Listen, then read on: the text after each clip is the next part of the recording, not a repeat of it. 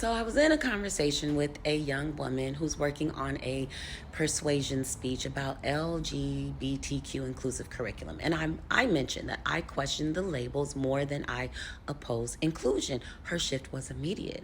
What I said was clear, yet it pushed past where she was comfortable thinking, because people say they want inclusion, yet they rarely examine the language they're using to build the framework. So the question becomes, what's the framework? Because if you never question the framework, you will keep reproducing the same ineffective structure.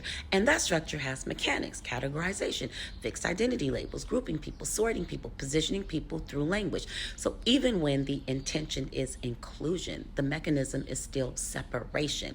Most people never get to that question.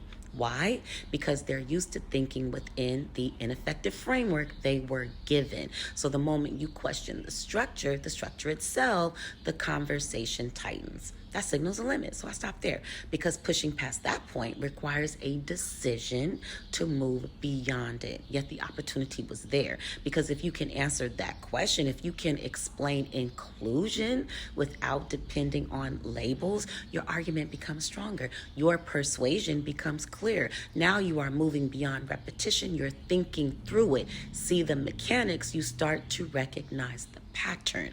The same ineffective structure showing up in different forms. And that is the difference between repeating an ineffective framework and actually thinking beyond it. Accelerate.